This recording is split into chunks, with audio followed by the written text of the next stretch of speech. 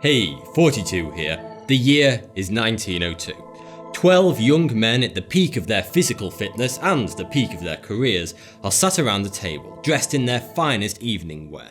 Silver cutlery and crisp white linen adorn the table. They are served only the highest quality food, cooked with the expertise of a top chef and a top toxicologist. Because every mouthful of this delicious food has been laced with poison. From formaldehyde in the mashed potato to borax in the lamb shank, every tasty meal is laden with chemicals intended to kill humans. But these men were very aware what they were eating, and did so willingly, for they were the Poison Squad.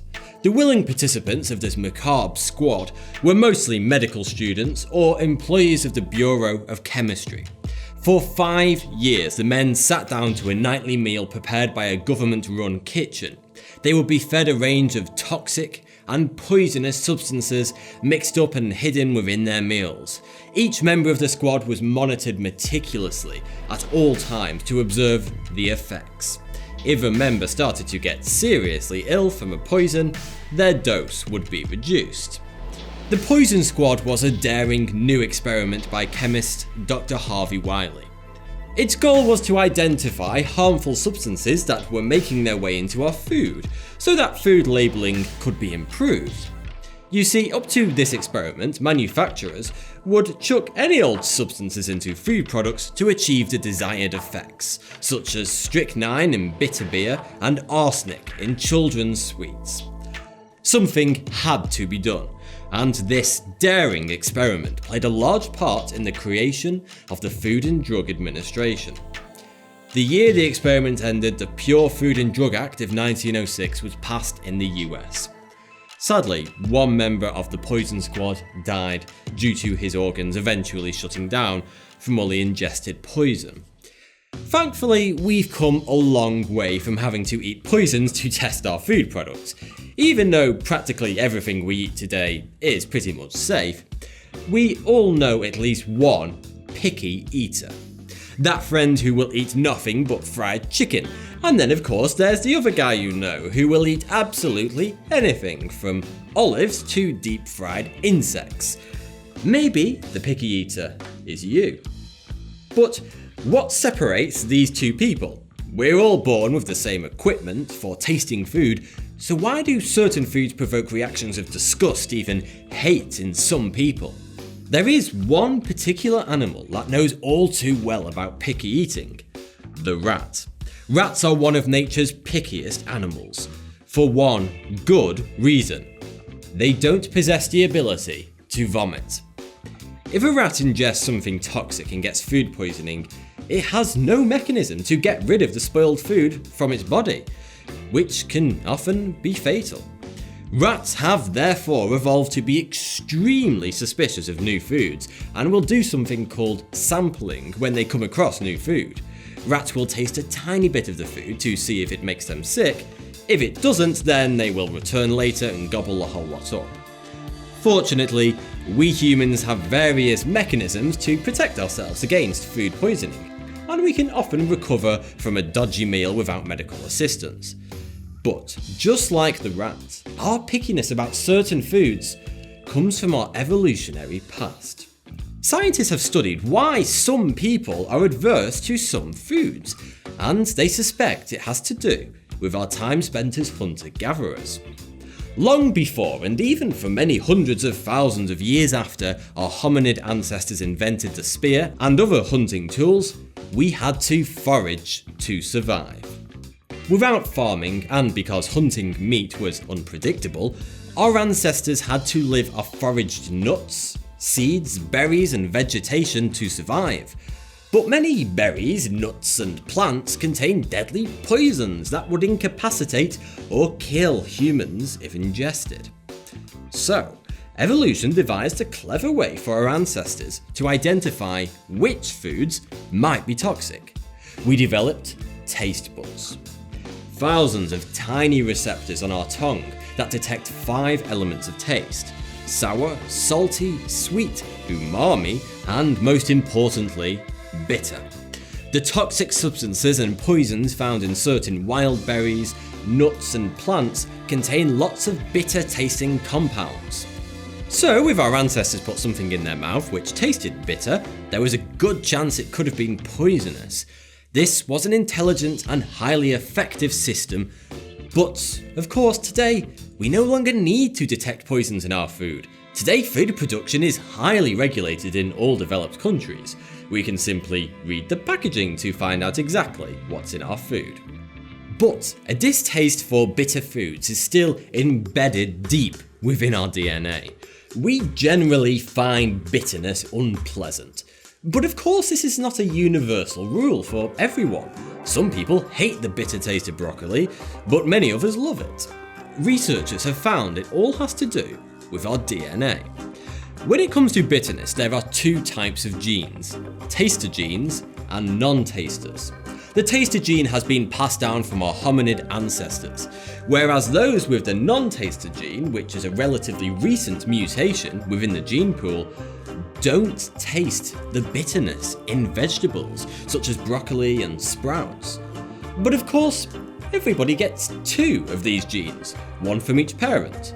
If you happen to get two non-taster genes, then congratulations, you are super lucky because you can't taste the bitterness in vegetables and other bitter foods. But if, on the other hand, you get two taster genes from your parents, then you're most likely a very picky eater, especially when it comes to your greens. Because not only can you taste bitterness, but you're extremely sensitive to it. To you, foods such as broccoli will taste almost inedibly bitter. Your body will be repulsed the second it touches your tongue.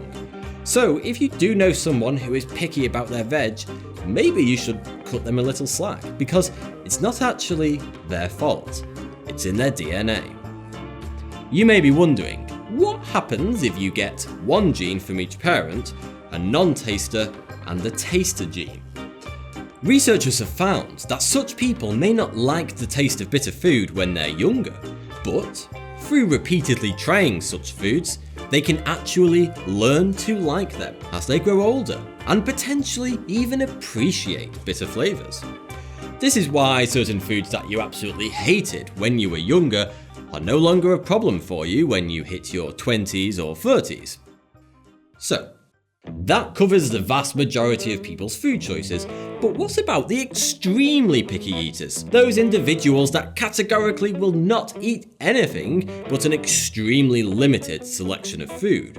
You know, that person who will only eat cereal and nothing else. And then there's that other person who won't eat anything that casts a shadow. Oh wait, that's vegans. In such individuals, the cause is more than just genetics, and we start to enter the realm of psychology. Doctors believe they may have diagnosed such extreme fussy eaters, and it turns out that they have a genuine eating disorder. It's called food neophobia. We all experience neophobia to some extent. It's simply the fear or apprehension of trying something new or unfamiliar. But true neophobics take that fear to a whole other level, where even the thought of eating anything except what they're used to makes them feel nauseous. It's believed that neophobia has its roots in genetics, and having certain genes can increase a person's neophobic tendencies.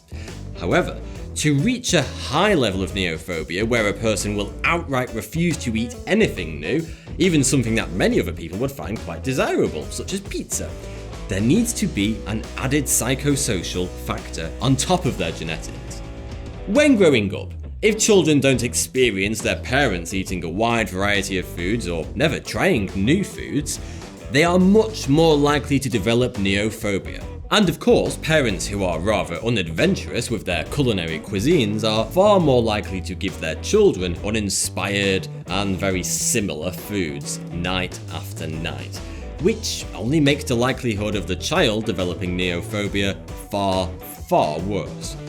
The biggest problem with neophobia is that once it sets its claws into a child, it's extremely hard to break its hold, and in the vast majority of cases, it continues well into adulthood.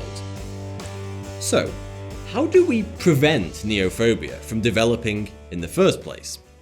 Well, the answer lies to the east, in a magical and bizarre place called Japan. I've talked previously about how Japan is the healthiest country in the world, with the highest life expectancy. It's long been thought that how we are taught to eat as a child stays with us our whole lives and hugely affects our eating habits as an adult, for better or for worse. Japanese culture has taken this to the extreme, and Japanese children eat a far more varied and healthier diet than kids in every other country, which could explain why they have such long life expectancies. Japanese children have the lowest childhood obesity rates in the developed world. And it's easy to see why. Snacking between meals is unheard of, and Japanese kids are strongly encouraged to never snack, at least not until after they've eaten. Japanese children also eat exactly what their parents eat, which gets them used to a wide variety of foods and cuisines from a very early age. There's no microwave chicken nuggets for the kids and then a completely different meal for the parents, as is common in many Western homes. But this approach to food doesn't stop outside of the home. Japanese school dinners are often praised as being the highest quality and healthiest of any country. Every meal is cooked from scratch every morning in the school kitchen. Quality ingredients are sourced from local farms. A typical Japanese school dinner consists of a few different elements that vary each day, but it usually includes tofu and vegetables in miso soup, rice with seaweed, and fish or meat with even more vegetables. If a kid doesn't like that meal, then tough, because there is only ever one option each day. There is no choice at meal times for Japanese school children. Whatever is cooked that day is what they will eat. Because let's face it, there's absolutely no point in offering a healthy option if 99% of the children are still going to opt for pizza and chips. But having no other choice works so well in Japan because there are practically no picky eaters in their society. Eating disorders such as neophobia are pretty much non-existent in Japan. And maybe that's due to their food culture within the home and at school. So when it comes to eating habits, maybe we should all try to be a little more Japanese. Would that be such a bad thing? I mean, they have ramen. Everybody likes ramen. Thanks for watching. I'm really excited to present this limited edition 42 t-shirt. I've created this exclusively for fans, but it will only be available for the next 2 weeks. There's a link in the video description to get yours, but remember this is a limited time flash sale, so when it's gone, it's gone. I'd love to get your feedback on this as well, because it'd be great to create more products like this for fans in the future.